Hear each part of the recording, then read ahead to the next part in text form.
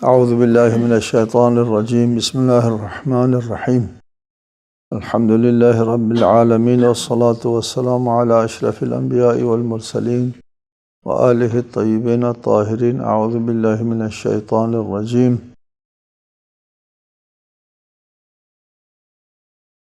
ولا تدع من دون اللہ ما لا ينفعك ولا يضرك فإن فعلت فإنك إذا من الظالمین۔ اور اللہ کے سوا ایسی چیز کو نہ پکار جو آپ کو نہ کوئی فائدہ پہنچا سکتی ہے نہ نقصان۔ اگر آپ ایسا کریں گے تو یقیناً آپ ظالموں میں شمار ہوں گے۔ یہ طریقِ خطاب ہے، ایک محاورہ ہے قرآن مجید کا۔ قرآن مجید میں یہ محاورہ جا بجا آپ دیکھیں گے کہ کسی مسئلے کو اللہ تعالیٰ نے انتہائی اہمیت دینا ہو تو اس کا براہ راست خود رسالۃ المآب سے خطاب فرماتا ہے کہ اگر آپ ایسا کریں تو پھر آپ کے ساتھ بھی ایسا ہوگا، تاکہ دیگر سامعین کو پتہ چلے کہ یہ مسئلہ اس اہمیت کا ہے۔ یہاں من دون اللہ، اللہ کے علاوہ غیر اللہ کو پکارنے کی بھی ایک تاریخ ہے، وہ بھی مختصراً آپ کے علم میں ہونا چاہیے کہ لوگوں نے غیر اللہ کو پکارنا شروع کر دیا، آسمان کے ستاروں کو رب بنانا شروع کیا، فرشتوں کو رب بنانا شروع کیا، کچھ لوگوں نے جنات کو رب سمجھا۔ رب کا مطلب یہ ہے کہ ہمارے زندگی میں ان کا عمل دخل ہے۔ اپنے زندگی کو سنوارنے کے لیے ان لوگوں نے معبود بنا لیے، فرشتوں کو معبود بنایا اور ان کا پوجا کرنا شروع کر دیا۔ بعد میں لوگوں نے فرشتوں کے کوئی ذہن میں ایک صورت سی بنا لی، تصویر ذہن میں بنا لی، اور پھر اس کی تشبیہ بنانا شبیہ بنانا شروع کر دیا۔ شبیہیں بنائی کہ اس معبود، حقیقی معبود تو فرشتے ہیں، حقیقی رب تو فرشتے ہیں، ان کی زندگی میں عمل دخل تو فرشتوں کو حاصل ہے ان کے عقیدے کے مطابق۔ یہ شبیہ ہے، صرف شبیہ ہے اس فرشتوں کے کا تصور ذہن میں زندہ کرنے کے لیے، اپنے معبود کا تصور ذہن میں زندہ کرنے کے لیے صرف ایک شبیہ ہے۔ عبادت تو رب کی ہوتی ہے۔ یہ جو شبیہ ہے یہ رب نہیں ہے، یہ رب کا ایک تصور ہے، خود رب کے تصور کے لیے شبیہ سازی ہو گئی۔ رفتہ رفتہ آنے والے نسلوں نے خود اسی شبیہ کو رب بنانا سمجھنا شروع کر دیا، اسی کو ہی رب سمجھنا شروع کر دیا، اور پھر اسی کی پرستش شروع ہو گئی۔ بت پرستی مشرکین کا ایک انحراف ہے، خود مشرکین کے عقیدے کے مطابق بھی بت پرستی صحیح نہیں۔ مشرکین کا عقیدہ، مشرکانہ عقیدہ یہ ہے فرشتے جو ہے وہ اللہ تعالیٰ کے ساتھ ہماری زندگی میں عمل دخل رکھتے ہیں، ہماری زندگی چلانے والے فرشتے ہیں۔ یہ ہے شرک۔ مشرک ہے اللہ تعالیٰ کے ساتھ اس کائنات کی تدبیر اور اس کائنات کو چلانے میں کسی اور کو بھی شریک بنانا، یہ مشرکانہ مذہب تھا۔ اس مشرکانہ مذہب میں بھی انحراف آ گیا، بت پرستی وجود میں آ گئی۔ بت پرستی مشرکانہ مذہب کے میں بھی انحراف۔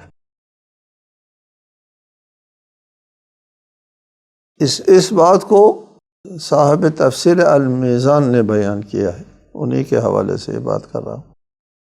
یہاں پر فرمائے وَلَا تَدْعُ مِن دُونِ اللَّهِ مَا لَا يَنفَعُكَ وَلَا يَضُرُّكَ۔ من دون اللہ کوئی بھی ہو، خواہ وہ فرشتے ہیں یا بت، دونوں برابر ہے اس اعتبار سے کہ یہ اس نفع و ضرر کے مالک نہیں ہے۔ نفع و ضرر کا مالک صرف اللہ تعالیٰ ہے۔ پہلے بھی آپ کو بتایا کہ اللہ تعالیٰ ہی کے ہاتھ میں اس کائنات کے ملکوت موجود ہے، ملکیت ہے کلی اللہ تعالیٰ کے قبضے میں ہے، کسی غیر اللہ کے ہاتھ میں کچھ بھی نہیں۔ لہٰذا غیر اللہ کو پکارے تو نہ وہ فائدہ دے سکتا ہے نہ ضرر، ضرر دینے کی بھی پوزیشن میں نہیں ہے تو فائدہ دینے کی پوزیشن میں بھی دونوں پوزیشن میں نہیں ہے۔ اگر اہلیت ہے تو پھر وہ ضرر بھی دے سکتا ہے اور فائدہ بھی، اہلیت نہیں ہے تو دونوں چیزیں۔ فَإِن فَعَلْتَ، خطاب ہے رسالت مآب سے، اے رسول اگر آپ نے ایسا کیا، رسول ایسا نہیں کر سکتے، لیکن اس مسئلے کی اہمیت کی بنیاد پر خطاب رسالت مآب کو اور سمجھانا دوسروں کو مقصود ہے۔ وَإِن يَمْسَسْكَ اللَّهُ بِضُرٍّ فَلَا كَاشِفَ لَهُ إِلَّا هُوَ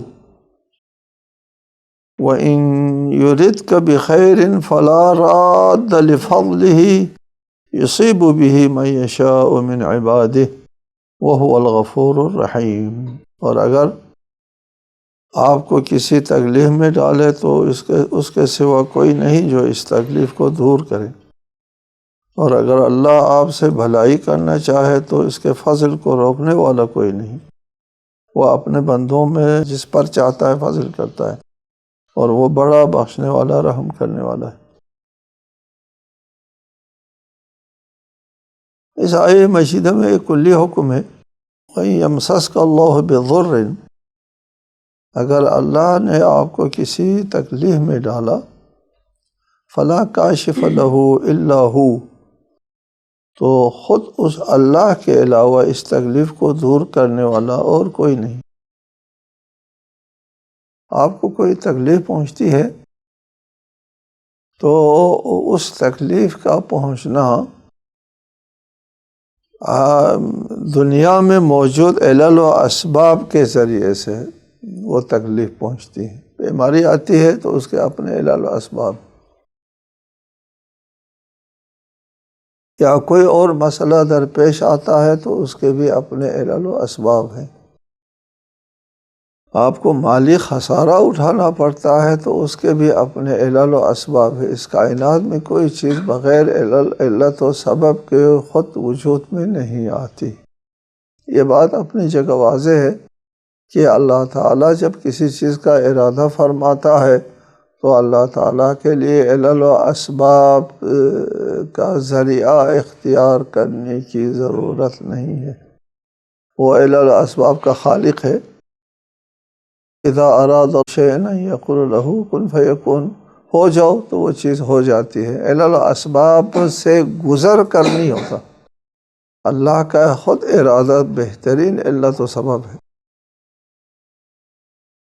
قیامت کے دن اہل جنت کے لیے بھی یہی ہے، اہل جنت کا بھی ارادہ نافذ ہوگا، علت و علل و اسباب سے عبور کر کے اپنے مقصد تک پہنچنے کی ضرورت نہیں وہاں پر۔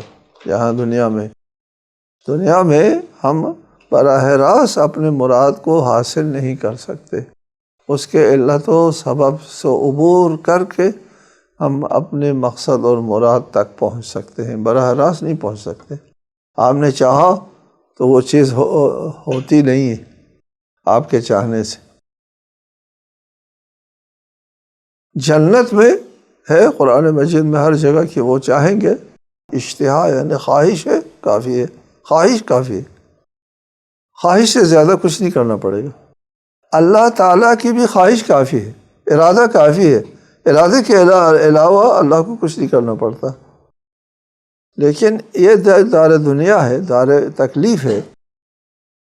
اس دنیا میں ہر انسان کے لیے اللہ تعالیٰ نے کوئی ایسا نظام بنایا ہے کہ انسان کا ارادہ علت و سبب کو عبور کیے بغیر نافذ نہیں ہو سکتا، براہ راست نافذ نہیں ہوتا، علت اور سبب کو عبور کر کے مراد تک پہنچا جاتا ہے۔ یہ ایک کلی قانون ہے، یہ اس دنیا کے دار تکلیف ہونے کی وجہ سے ہے کہ دار تکلیف ہے، مفت میں کام نہیں ہوتا، زحمت کرنا پڑتا ہے، جفا کشی کرنا پڑتا ہے، علل و اسباب کی دیواروں کو پھلانکنا پڑتا ہے، پھر آپ اپنی منزل تک پہنچ سکتے ہیں۔ یہ کلی قاعدہ ہے۔ لہٰذا اگر اس دنیا میں آپ کے اوپر کوئی تکلیف ہوتی ہے تو اس تکلیف کے پیچھے بھی علت و سبب ہے۔ اور اس تکلیف کو دور کرنا علت و سبب چاہیے۔ بیماری آتی ہے علت و سبب کی وجہ سے، اس نے بیماری کو دور کرنے کے لیے بھی علل و اسباب چاہیے۔ علاج، معالجہ، دوائی وغیرہ کی طرف آپ جاتے ہیں اور پھر آپ اس کے شفایابی حاصل کرتے ہیں۔ اس کائنات میں اگر ضرر آتا ہے تو اللہ تعالیٰ کے وضع کردہ نظام کی طرف سے آتا ہے، اور اس ضرر کو دور کرنا ہوتا ہے تو خود اللہ تعالیٰ کے وضع کردہ نظام ہی سے دور ہو سکتا ہے، کسی اور کی طرف سے ایک سوئی کے برابر چیز آپ کو نہیں ملے گی۔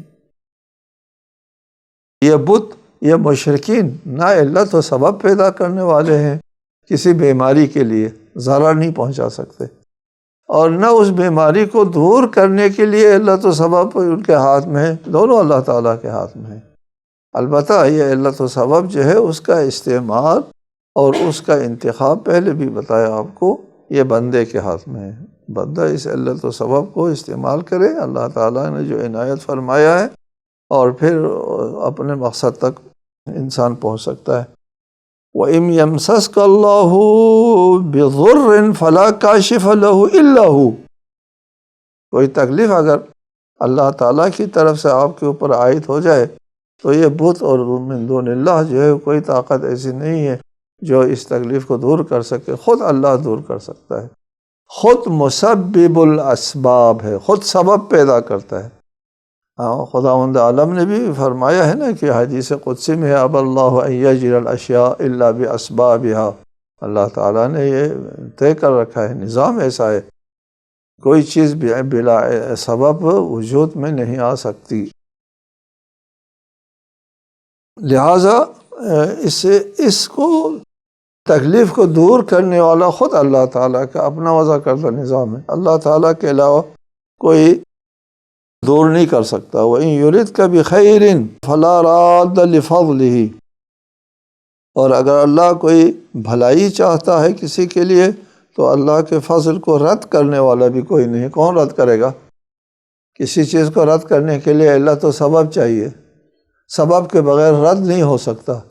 اس سبب کا مسبب الاسباب اللہ ہے، خود اللہ جو ہے اگر کسی کو کوئی فضل عنایت فرماتا ہے تو اللہ تعالیٰ کے ارادے کے سامنے کوئی طاقت جو ہے وہ ٹھہر نہیں سکتی، ممکن نہیں ہے۔ یصیب بہ من یشاء من عبادہ، اس فضل الہی کو کوئی اور رد نہیں کر سکتا، اللہ کے فضل کو کوئی اور طاقت روک نہیں سکتی۔ البتہ یہ فضل اللہ تعالیٰ کی طرف سے عنایت فرماتا ہے من یشاء من عبادہ، اپنے بندوں میں سے جس کو اللہ چاہتا ہے یہ فضل و کرم عنایت فرماتا ہے۔ اور یہ تو ہمیشہ آپ کو بتایا کہ اللہ تعالیٰ کا چاہنا جو ہے وہ اندھی بانٹ نہیں ہے۔ اللہ کب چاہتا ہے کسی کو فضل ملے، کب چاہتا ہے کسی سے فضل جو ہے وہ واپس لیا جائے، چھین لیا جائے، اللہ کی مشیت جو ہے وہ اندھی بانٹ نہیں ہے۔ اللہ کی مشیت جو ہے وہ حکیمانہ مشیت ہوتی ہے، اپنے حکمت کے مطابق، اہلیت کے مطابق، قابلیت کے مطابق اور استحقاق کے مطابق کسی کو فضل عنایت فرماتا ہے۔ وَهُوَ الْغَفُورُ الرَّحِيمُ، یہ فضل عنایت فرماتے ہوئے انسان بندہ اگر کوتاہی کرتا ہے تو خدا معاف کرتا ہے، پھر بھی فضل عنایت کرتا ہے۔ بندہ جو ہے ناشکرہ ہوتا ہے پھر بھی، یہاں پر ایک قاعدہ کلی ہے کہ اگر انسان، وہ بات بحث لمبی ہے اس کو ہم رہنے دیتے ہیں، اگر انسان سے غلطی سرزد ہوتی ہے تو اس غلطی کا فوری مواخذہ نہیں ہوتا، غفور رحیم ہے۔ یہ فضل خدا جس کو خدا چاہتا ہے عنایت فرماتا ہے، کہ ذیل میں فرمایا خدا غفور الرحیم ہے۔ کیوں فرمایا اس جگہ؟ اس لیے کہ انسان کو اللہ تعالیٰ کوئی فضل و کرم عنایت فرمانا چاہتا ہے لیکن یہ کوتاہی کرتا ہے، ناشکری کرتا ہے، گناہگار ہے، گناہگار ہونے کی وجہ سے اپنا فضل نہیں روکتا، ناشکری کرنے کی وجہ سے اپنے فضل نہیں روکتا، اگر یہ بہت زیادہ سرکش نہیں ہے، نہیں روکتا، غفور الرحیم ہے۔ لیکن اگر انسان بہتر کام کرتا ہے، اللہ تعالیٰ کے فضل و کرم کا 100% شکر ادا کرتا ہے، اللہ کی نعمتوں کی قدردانی کرتا ہے، تو وہاں ضرور عنایت فرماتا ہے فضل۔ اس صورت میں فضل کرنا جو ہے وہ ضروری ہے، گناہ کی صورت میں مواخذہ ضروری نہیں، غفور رحیم ہے۔ یہ ایک نقطہ ذہن میں رکھیں۔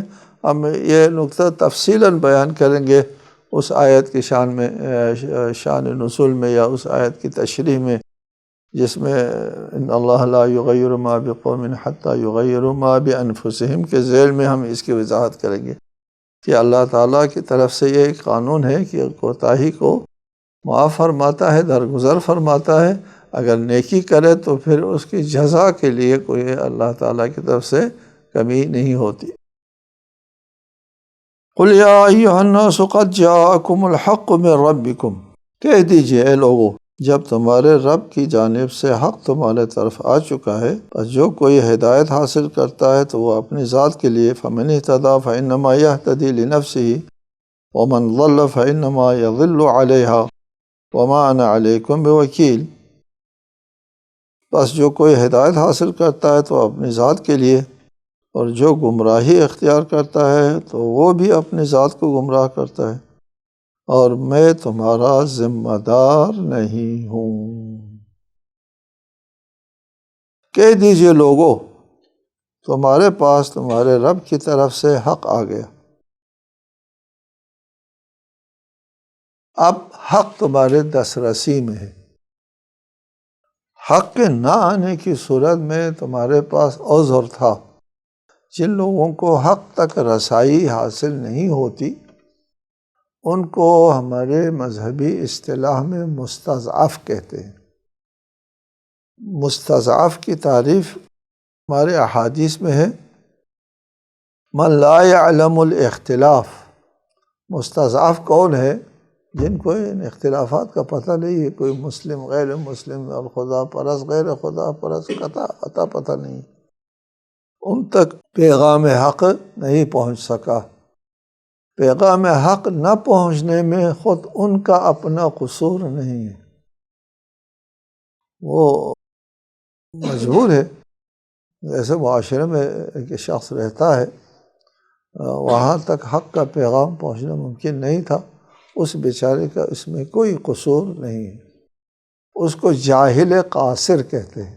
جاہل قاصر، وہ جاہل ہے، نادان ہے، حق اس تک نہیں پہنچا، حجت پوری نہیں ہوئی، پیغام حق اس تک نہیں پہنچ سکا، لیکن اس کی اپنی اس میں کوئی کوتاہی نہیں ہے، اس کو جاہل قاصر کہتے ہیں۔ اصطلاح میں احادیث نے ان کو مستضعف کہا ہے، مستضعف۔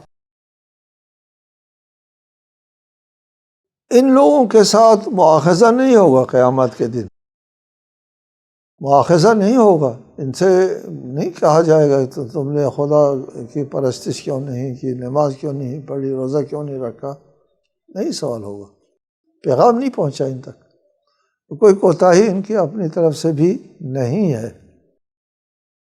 یہ اس وجہ سے ہے کہ اگر ہمارے ہاں ایک قاعدہ کلیہ اصول فقہ میں قبح العقاب بلا بیان، یہ حجت پوری کرنے سے پہلے عقاب کرنا جو ہے وہ قبیح ہے، عقلاً قبیح ہے، کہ آپ نے کسی کو بتایا نہیں ہے اور بعد میں جا کر کے آپ کہہ دیں کہ انہوں نے وہ کام کیوں نہیں کیا، وہ کام جو میں نے نہیں بتایا تھا کیوں نہیں کیا۔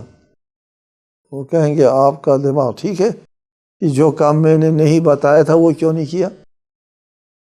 عاقلانہ یہ ہے کہ جو کام میں نے بتایا تھا وہ کیوں نہیں کیا، یہ ہوتا ہے، لیکن جو کام میں نے نہیں بتایا تھا وہ کیوں نہیں کیا نہیں ہوتا۔ عدل نہیں ہے، انصاف نہیں ہے، تمام عقلاء اس کو جائز نہیں سمجھتے، دنیا کے تمام عقلاء۔ یہ حکم عقلی ہے۔ حکم عقلی کیا ہے؟ جس کو تمام عقلاء قبول کرے اس کو حکم عقلی کہتے ہیں۔ لہٰذا بلا بیان، پیغام پہنچانے سے پہلے عذاب نہیں ہوتا، لہٰذا جن تک پیغام نہیں پہنچا ان کے اوپر عذاب نہیں ہوگا، ثواب بھی نہیں ہوگا، نہ ثواب نہ عذاب۔ یہ کچھ لوگ ہوں گے قیامت کے دن اس قسم کی زندگی میں ہوں گے جن کو نہ ثواب ملے گا چونکہ نیکی تو کی نہیں ان لوگوں نے، نہ عذاب ہوگا اس لیے کہ ان تک بیان نہیں پہنچ سکا، ان تک پیغام نہیں پہنچ سکا۔ ادھر فرمایا قد جاءکم الحق، تم تک اب پیغام پہنچ گیا ہے، عذر تمہارا ختم ہو گیا ہے، حجت پوری ہو گئی ہے۔ اس کے بعد فَمَنِ اهْتَدَىٰ فَإِنَّمَا يَهْتَدِي لِنَفْسِهِ وَمَنْ ضَلَّ فَإِنَّمَا يَضِلُّ عَلَيْهَا۔ پیغام کی نوعیت کیا ہے؟ پیغام کی نوعیت صرف ارشاد، صرف بات سمجھانا ہے، بس۔ آگے ایمان لے آتا ہے یا گمراہ ہو جاتا ہے وہ پیغام کا کام نہیں ہے، وہ جس تک پیغام پہنچا ہے اس کا کام ہے۔ کام کیا ہے؟ پیغام پہنچا دینا ہے، بس۔ آگے اس پیغام پر عمل کرنا یہ پیغام پہنچانے والے کا کام نہیں ہے۔ یہ قرآن مجید کا لب و لہجہ اول سے لے کر آخر تک یہی ہے۔ فَمَنِ اهْتَدَىٰ فَإِنَّمَا يَهْتَدِي لِنَفْسِهِ۔ آگے چل کر کے جو اس پیغام سے ہدایت لیتا ہے وہ اپنے لیے، اپنے ذات کے لیے اپنے آپ کو نجات دلا دی اس نے۔ وَمَنْ ضَلَّ فَإِنَّمَا يَضِلُّ عَلَيْهَا، جو گمراہی اختیار کرتا ہے وہ خود اپنے آپ کو گمراہی میں ڈالتا ہے۔ وَمَا أَنَا عَلَيْكُمْ بِوَكِيلٍ، میں تمہارا ذمہ دار نہیں ہوں۔ اسلام یا اسلام کا پیغام پہنچانے والا، اسلام کا رسول، رسول اسلام اس بات کے مکلف نہیں ہے، ذمہ دار نہیں ہے کہ لوگ ایمان لے آئیں، اس بات کا ذمہ دار ہے پیغام پہنچا دے۔ پیغام پہنچانے کے بعد ایمان لے آنا نہ لے آنا اس کا کام ہے جس تک پیغام پہنچا ہے۔ قرآن مجید کے شروع سے لے کر آخر تک وَمَا أَنْتَ عَلَيْهِمْ بِوَكِيلٍ لَسْتَ عَلَيْهِمْ بِمُسَيْطِرٍ، مختلف تعبیرات موجود ہیں، ان میں سے ایک یہ آیت ہے۔ قرآن مجید کی پوری تعلیم سے اسلام کا طریقہ تبلیغ معلوم ہے، سب کے لیے واضح ہے، نہایت واضح ہے۔ قرآن میں تواتر سے اس بات کو بیان کیا ہے کہ ایمان لے آنا، ایمان کو مسلط کرنا اسلام کے پروگرام میں نہیں۔ پیغام پہنچانا ہوتا ہے، دلوں کو ایمان کی طرف جو ہے مائل کرنے کی دلیل کی روشنی میں کوشش کرنا ہوتا ہے، طاقت استعمال کرنے کی اصلاً اجازت نہیں ہے۔ نفی کی ہے وَمَا أَنَا عَلَيْكُمْ بِوَكِيلٍ، ذمہ دار نہیں ہوں، تمہارے ایمان لانے کے ذمہ دار نہیں ہوں، طاقت استعمال کرنے کی اصلاً اجازت نہیں ہے، اس کی نفی کی ہے۔ اسلام نے کبھی بھی ایمان لانے کے لیے لوگوں کو اسلام کی طرف تبلیغ کرنے لے لیے طاقت استعمال کبھی نہیں کیا، نہ اس کی اجازت ہے، اجازت نہیں ہے۔ مستشرقین مخالفین اسلام یہ الزام عائد کرتا ہے اسلام کے اوپر کہ اسلام جو ہے وہ تلوار کی قوت، تلوار کے زور سے پھیلا ہے۔ یہ جہاں اسلام دشمن طاقتوں کے لیے ایک اشتباہ ہے، طاقت استعمال کرنے کی نفی ہے قرآن میں۔ اسلام نے کبھی طاقت استعمال نہیں کی ہے۔ اسلامی جنگیں جو ہے وہ اسلام لانے کے لیے اور اسلام کو قبولانے کے لیے جنگیں نہیں ہوئی۔ اسلام کا موقف واضح ہے قرآن میں جا بجا۔ اسلام نے جو جنگیں لڑی ہیں ان لوگوں کے خلاف جنگیں لڑی ہیں جو اس آزادی کو سلب کرنے کے لیے طاقت استعمال کرتے تھے۔ اسلام نے ایک پیغام رکھا لوگوں کے سامنے، اسلام نے طاقت کا استعمال کبھی نہیں کیا، پیغام دیا۔ اسلام نے منطق استعمال کیا، اسلام نے دلیل کا سہارا لیا ہے۔ اسلام کا کام دلوں سے، گردنوں سے نہیں ہے۔ اسلام نے ضمیروں کو بیدار کرنے اور عقلوں کو جھنجھوڑنے کی کوشش کی ہے۔ اس پیغام کے مقابلے میں کچھ لوگوں نے رکاوٹیں ڈالی، طاقت کے ذریعے اس پیغام کے سامنے رکاوٹ ڈالی۔ اگر اسلام دشمن طاقتوں نے منطق کے خلاف منطق استعمال کی ہوتی تو منطق اور منطق کی لڑائی ہوتی، حجت حجت کی لڑائی ہوتی، دلیل و دلیل کا مناظرہ ہوتا، مباحثہ ہوتا، مباہلہ ہوتا۔ لڑائی نہ ہوتی، لڑائی کس لیے؟ اسلام کا موقع واضح ہے کہ اسلام جو ہے وہ جبر استعمال نہیں کرتا، طاقت استعمال نہیں کرتا۔ ان لوگوں نے بھی اگر نہیں طاقت استعمال کی ہے، ان لوگوں نے بھی اسلام کے خلاف دلیل اور حجت استعمال کی ہے، تو مباحثہ اور دلیل کا مقابلہ ہوتا، لڑائی کبھی بھی نہ ہوتی، جنگ کبھی بھی نہ ہوتی۔ ان لوگوں نے اسلام کی اس دعوت کے مقابلے میں طاقت استعمال کی۔ جب اسلام کے اس دعوت کے مقابلے میں اسلام نے جب دلوں کو جھنجھوڑا تو ان لوگوں نے اس کے سامنے طاقت استعمال کی۔ تو اللہ تعالیٰ کے طرف سے بھی حکم آیا، یہ جو لوگ طاقت استعمال کرتے ہیں تمہارے پیغام کے مقابلے میں، اس طاقت کے مقابلے میں طاقت استعمال کرو۔ یہ تو نہیں ہو سکتا وہ لوگ اسلام کے مقابلے میں طاقت استعمال کریں اور اسلام اس طاقت کے خلاف کوئی قدم نہ اٹھائیں اور بیٹھے رہے، ان کو قتل کرنے دیں، ان کو غارت کرنے دیں، ایسا تو ممکن نہیں ہے۔ لہٰذا اسلام نے طاقت استعمال نہیں کی، اسلام نے طاقت کے مقابلے میں طاقت استعمال کی۔ اسلام نے اسلام کو قبول کرانے کے لیے طاقت استعمال نہیں کی، اسلام نے اسلام قبول کرنے کے سامنے جن لوگوں نے طاقت استعمال کیا ہے اس طاقت کو ہٹانے کے لیے جنگیں لڑیں۔ کبھی بھی اسلام کے داعی نے ابتداءً لڑائی نہیں لڑی، تمام لڑائی جو ہے وہ اس کی نوعیت یہ تھی۔ یہ دیکھو اس قرآن میں اسی طرح سے 20 آیات موجود ہیں۔ فَمَنِ اهْتَدَىٰ فَإِنَّمَا يَهْتَدِي لِنَفْسِهِ وَمَنْ ضَلَّ فَإِنَّمَا يَضِلُّ عَلَيْهَا۔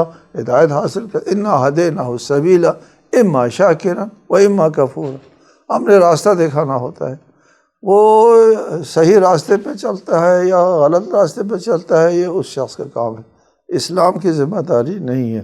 وَمَا أَنَا عَلَيْكُمْ بِوَكِيلٍ وَاتَّبِعْ مَا يُوحَىٰ إِلَيْكَ وَاصْبِرْ حَتَّىٰ يَحْكُمَ اللَّهُ وَهُوَ خَيْرُ الْحَاكِمِينَ۔